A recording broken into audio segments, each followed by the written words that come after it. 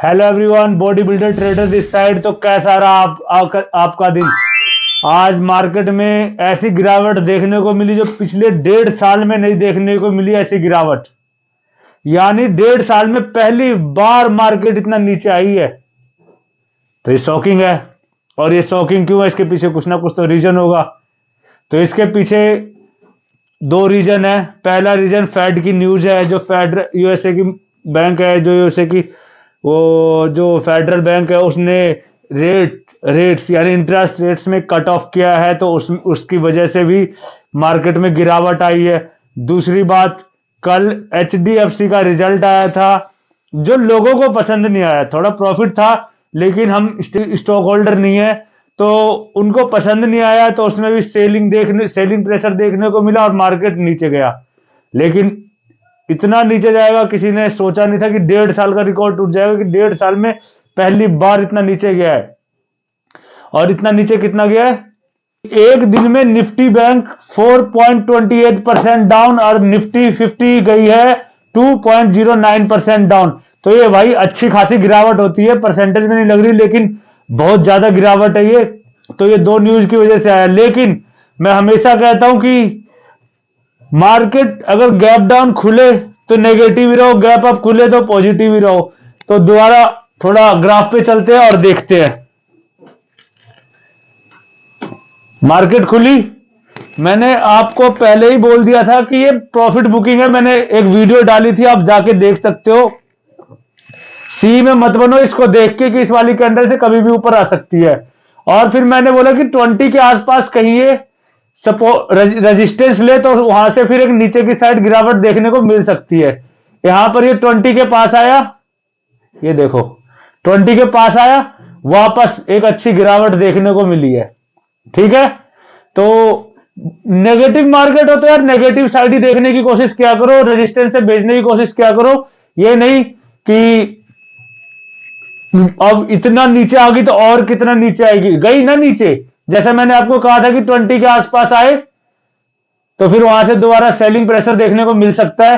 20 के आसपास गई, ऊपर गई, पूरा इसने नीचे बनाया। बताओ इतनी अच्छी कैंडल, यहां पर एंट्री ले, आराम से नीचे की साइड एक मूवमेंट देखने को मिली अच्छी। तो कितना और नीचे जाएगी, कितना और ऊपर जाएगी, आप डिसाइड नहीं कर सकते। आप अपनी स्ट्रेटेजी के हिसाब से काम करो, बस इतना ही कर सकते हो। तो मार्केट कल कैसे रहने वाली, अब इतनी बड़ी गिरावट देखने को मिली है मार्केट में, तो एकदम से तो ये ऊपर जाएगी नहीं। अगर जाएगी तो सपोर्ट एंड रेजिस्टेंस हम मार्क करते हैं तो उससे होकर ही जाएगी। लेकिन मुझे नहीं लगता कि इतनी गिरावट देखने के बाद मार्केट ऊपर जाने वाली है। तो अगर हम सपोर्ट एंड रेजिस्टेंस भी देखते हैं तो सपोर्ट एंड रेजिस्टेंस भी देखते हैं हम।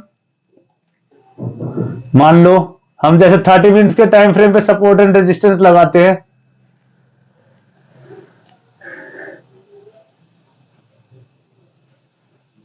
तो हमारा एक सपोर्ट तो फिलहाल का यही हो जाएगा, 21,450 का एक सपोर्ट हो जाएगा।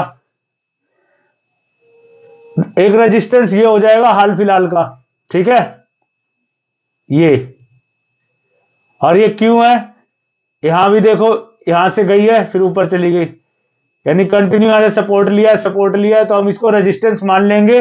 नीचे से ऊपर जाता है तो कोई चीज रेजिस्टेंस, ऊपर से नीचे आके किसी चीज में टकराता है तो सपोर्ट का काम करती है। और कल की जो आज की क्लोजिंग है उसको हम फिर एक सपोर्ट रेजिस्टेंस जो मानना है आपको मान लो।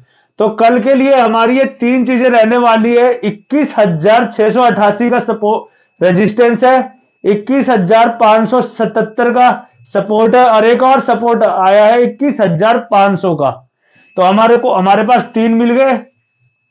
और इसे ट्रेड किस तरह करना है, ट्रेड करना है भाई, अगर मार्केट इतनी गैप डाउन खुली है और अगर कल फिर गैप डाउन खुलती है, अगर मार्केट कल, एक सेकेंड होल्ड करो,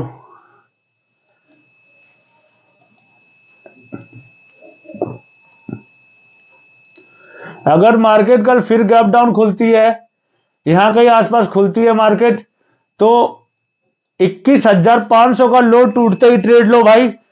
और प्रॉफिट बुकिंग देखने को मिल सकती है, क्योंकि हमारी जो इकोनॉमी है ना, लोगों को अच्छी नहीं लग रही। बाहर के जो बहुत सारे इन्वेस्टर्स हैं, उनको अच्छी नहीं लग रही बढ़ती हुई।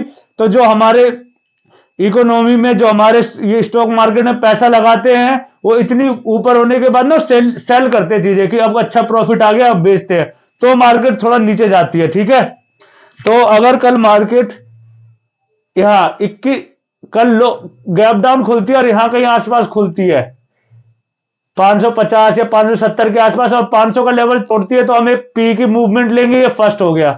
अगर पैरेलल खुलती है तब भी हम नेगेटिव ही रहेंगे। पैरेलल खुलने के बाद हम देखेंगे किसी भी रेजिस्टेंस से हम पी की मूवमेंट देखेंगे। और अगर गैप अप खुलती है, यहां कहीं आसपास गैप अप खुलती है कोई कैंडल और अच्छी ग्रीन कैंडल क्लोज करती है ना, तो उसके हाई के टूटने पे ही हम ट्रेड लेंगे। ठीक है, समझ में आ गया आपको बात कि पैरेलल खुलेगी तो कैसे ट्रेड करेंगे, गैप डाउन खुलेगी तो कैसे ट्रेड करेंगे। तो और बाकी हम सपोर्ट एंड रेजिस्टेंस पे ही ट्रेड करेंगे। और कल के लिए मेरा व्यू बियरिश रहेगा भाई। इतनी मार्केट में गिरावट आई है, तो अगर थोड़ी मार्केट ऊपर जाती भी है ना, तो उसके बाद हम दोबारा देख सकते हैं कि मार्केट एक दोबारा नीचे ही जाए। ठीक है, बाकी कल मैं शॉर्ट्स में आपको अपडेट कर दूंगा कि किस तरह की मार्केट होने वाली है, गैप डाउन खुलेगी, क्या खुलेगी। और भाई आप सबको बहुत बहुत थैंक यू, दिल से बहुत बहुत धन्यवाद कि आप मेरे को सब्सक्राइब कर रहे हो, मेरे को देख रहे हो। मुझे बहुत अच्छा लग रहा है भाई आप सबके सपोर्ट से। तो ऐसे ही सपोर्ट करते रहो, क्योंकि भाई ये मैं वीडियो ज्यादा टेक्निकल बनाता नहीं हूँ, लोकल यानी लोकल लैंग्वेज में वीडियो बनाता हूँ कि मेरे सारे जो भाई है ना, जो जिनको थोड़ा बहुत भी पता है, वही वो ट्रेडिंग में पैसा बना सके। और जैसे मैंने आपको कहा है कि गैप डाउन खुलने से भी हमको कोई फर्क नहीं पड़ा। मैं दोबारा एक चीज, आज की एक चीज बताऊंगा। ये देखो, मैंने क्या कहा था आपसे, सॉरी मैंने क्या कहा था आपसे कि गैप अप खुले या गैप डाउन खुले हमें कोई मतलब नहीं। गैप डाउन खुले तो यानी नेगेटिव हो मार्केट, तो नेगेटिव ही रहना। ये दिख रहा है, यहां से गई मार्केट दोबारा नीचे आई, तो यार सिंपल सा कोई एक मूविंग एवरेज लगाओ और सिंपल ट्रेड करो, यही प्रॉफिटेबल होने का रीजन है। तो थैंक यू। तो कल मिलते हैं हम आपको शॉर्ट्स में सुबह 8:30 बजे।